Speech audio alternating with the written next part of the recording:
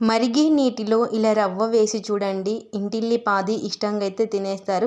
ఈ రెసిపీ వచ్చేసి పిల్లలకి ఈవినింగ్ స్నాక్స్ లాగా చేసి ఇవ్వచ్చు. మరి ఈ రెసిపీ ఎలా ఏంటనేది మీకు చూస్తేనే కదా అర్థమవుతుంది. లేట్ ఎందుకు, ఇంకా వీడియోలోకి వెళ్ళిపోదాం పదండి. ముందుగా ఒక బౌల్ అయితే కడాయి అయితే తీసేసుకొని అందులోకి నీళ్ళు అయితే వేసుకోవాలి. 2 కప్పుల నీళ్ళు, ఇలా 2 కప్పుల నీళ్ళు అయితే వేసుకోవాలి. ఇలా నీళ్ళు వేసుకున్న తర్వాత ఇందులోకే రుచికి సరిపడినంత ఉప్పు,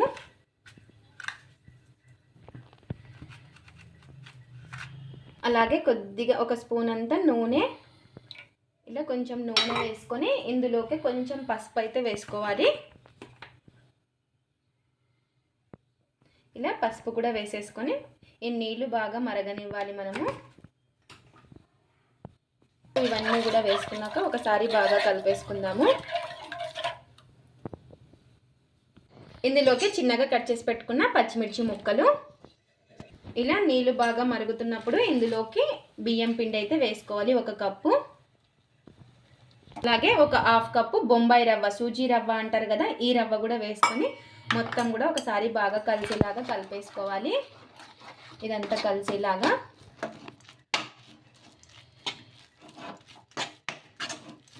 ఇలా రవ్వ బియ్యం పిండి 2 కలిసేలాగా బాగా కలిపేసుకోవాలి. ఇలా మొత్తం కూడా బాగా కొంచెం దగ్గర పడే వరకు మనం ఉడికించుకోవాలి. ఇలా ఈ విధంగా బాగా దగ్గర పడిన తర్వాత ఇంకా గ్యాస్ అయితే ఆఫ్ చేసేసుకొని చల్లారనిద్దాం. ఇప్పుడు ఒక బౌల్ అయితే తీసేసుకొని అందులోకి ఉడికించుకున్న ఆలుని ఒక 2 అయితే తీసుకున్నాను. ఇలా ఆలుని మెత్తగా స్మాష్ అయితే చేసేసుకోవాలి. ఇలా ఈ విధంగా మెత్తగా స్మాష్ అయితే చేసేసుకోవాలి.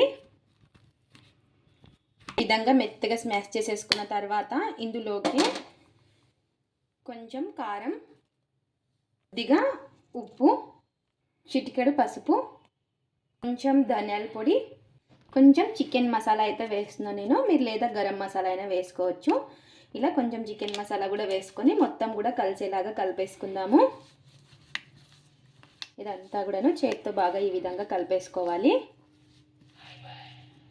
కొంచెం కొత్తిమీర కూడా వేసుకొని మొత్తం కూడా కలిసేలాగా బాగా చేతితో ఈ విధంగా మొత్తం కలిపేసుకోవాలి. ఇలా ఈ విధంగా కలిపేసుకొని ఇంకా దీన్ని పక్కనైతే పెట్టేసుకుందాం. ఇప్పుడు కొంచెం చల్లారిన తర్వాత చేతితో ఈ విధంగా బాగా స్మాష్ చేసేసుకోవాలి. ఇలా ఈ విధంగా మనము కొంచెం రవ్వ వేసాం కదా, ఇలా చేతితో బాగా స్మాష్ చేసేసుకుంటే రవ్వ కూడా మనకి సాఫ్ట్గా అయిపోతుంది.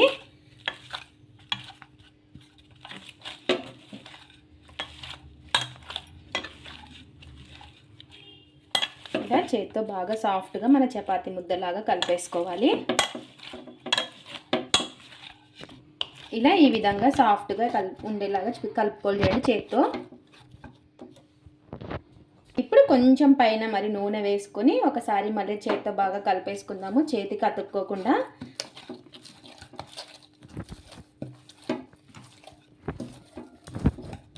ఇలా ఈ విధంగా బాగా సాఫ్ట్గా కలిపేసుకొని కొంచెం నూనె వేసుకొని మనకి చేతికి అతుక్కోదనమాట. ఇలా చూసారు కదా, ఈ విధంగా ఉండేలాగా చూసుకోవాలి. ఇలా కలుపుకున్న పిండిని ఇలా ముద్దలుగా తీసుకోవాలి. ఇలా ముద్దగా తీసేసుకొని అన్నీ కూడాను రౌండ్గా చేసేసుకుందాము.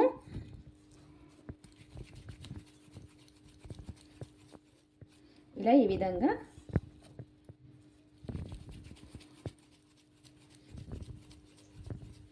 ఇంకా మనకి ఎన్నైతే అవుతాయో ఇంకా అన్నీ ఈ విధంగా చేసేసుకోవాలి. అన్నీ చేసి పెట్టేసుకొని ఇలా ఇంకొకసారి పిండి ముద్దను తీసేసుకొని ఒకసారి ఈ విధంగా చేత్తో ఇలా కొంచెం ప్రెస్ చేసుకుంటూ కలిపేసుకోవాలి. మనకి పిండి అనేది కొంచెం చీలదనమాట. ఇలా ఈ విధంగా కొంచెం నూనె అనేది అప్లై చేసేసుకొని ఈ విధంగా ఇప్పుడు మనం తీసుకున్న పిండి ముద్దని ఈ విధంగా పెట్టేసుకొని చపాతీ కర్రతో ఒత్తుకోవాలి. ఇలా చపాతీ కర్ర తీసేసుకొని ఈ విధంగా ఒత్తేసుకోవాలి.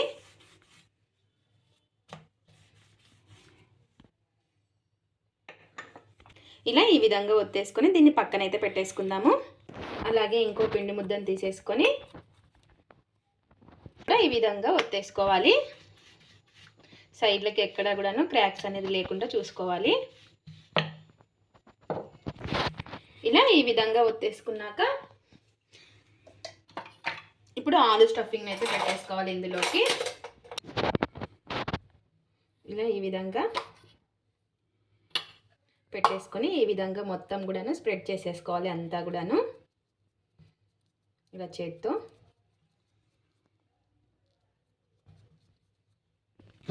ఇలా ఈ విధంగా మొత్తం పెట్టేసుకున్నాక మనం ఇంకోటి రుద్ది పెట్టేసుకున్నాం కదా, ఇది కూడా పెట్టేసుకోవాలి. ఇలా పెట్టేసుకొని సైడ్లకు అంతా కూడాను ఈ విధంగా అడ్జస్ట్ చేసేసుకోవాలి. ఇలా ప్రెస్ చేసుకుంటూ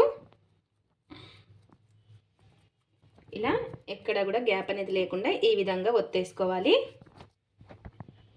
ఇలా ఈ విధంగా ఇంకా కట్ చేసేసుకోవాలి. ఇప్పుడు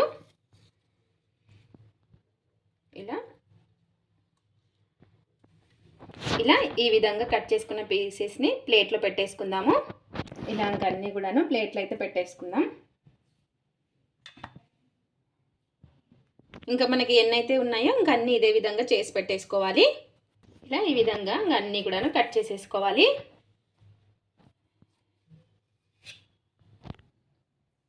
ఇలా ఈ విధంగా అన్నీ కూడాను చేసి పెట్టేసుకోవాలి. ఇంకా ఇప్పుడు ఇలా వెడల్పాటి ప్లేట్ అయితే తీసేసుకొని అందులోకి ఒక 2 స్పూన్లంతా మైదా, కొంచెం నీళ్ళు అయితే వేసుకొని కలిపేసుకోవాలి.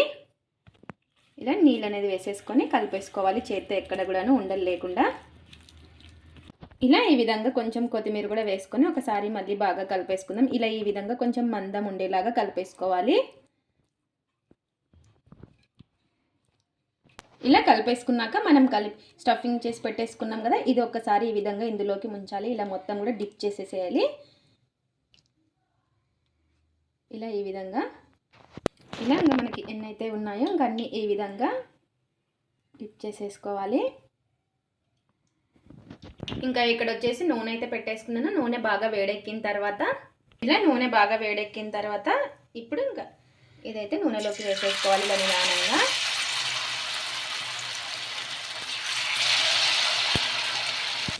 ఇలా మనకి ఎన్నైతే ఉన్నాయో అన్ని ఇలా నిదానంగా వేసేసుకోవాలి.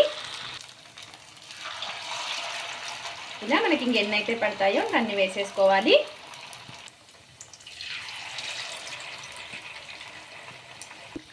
ఇలా ఒక సైడు బాగా కాలిన తర్వాత ఇంకో సైడ్ అయితే తిప్పేసుకోవాలి. ఇలా ఇంకో సైడ్ అయితే తిప్పేసుకుందాము. ఇలాగే ఇంకా అన్నీ కూడాను తిప్పేసుకోవాలి. అండి. ఇలా 2 వైపులా కూడా కొంచెం కలర్ వచ్చే వరకు ఫ్రై చేసేసుకోవాలి ఆయిల్లో. ఇలా బాగా కలర్ చేంజ్ అయిన తర్వాత ఇంకా తీసేసుకోవడమే. చూసారు కదా ఈ విధంగా ఉన్నప్పుడు తీసేసుకోవాలి. ఇలా ఆయిల్ అంతా పొయ్యే వరకు పెట్టేసుకొని ఇంకా తీసేసుకోవడమే ప్లేట్లోకి. ఇంకా ఎంతో టేస్టీగా ఉండే బియ్యం పిండితో బ్రేక్ఫాస్ట్ లేదా స్నాక్స్ అయితే రెడీ అయిపోయాయి. చాలా అంటే చాలా బాగుంటుంది. పిల్లలు పెద్దలు ఇష్టంగా అయితే తినేస్తారు. చూసారు కదా చాలా అంటే చాలా బాగుంది. మార్నింగ్ బ్రేక్ఫాస్ట్ కైనా చేసి ఇవ్వండి లేదా ఈవినింగ్ స్నాక్స్ కైనా కూడా చాలా బాగుంటాయి. ఇది ఫ్రెండ్స్ ఇవాల్టి వీడియో. మా వీడియోస్ కనుక మీకు నచ్చినట్టయితే లైక్ చేయండి, షేర్ చేయండి, కామెంట్ చేయండి, సబ్స్క్రైబ్ చేసుకోండి. స్కిప్ చేయకుండా పూర్తి వీడియో చూడండి. చూసిన వాళ్ళు ఒక లైక్ అయితే చేయండి. అలాగే బియ్యం పిండితో ఒకసారి కొత్త రెసిపీ ట్రై చేసి ఎలా వచ్చిందో కామెంట్ అయితే పెట్టండి. Thanks for watching. Bye bye.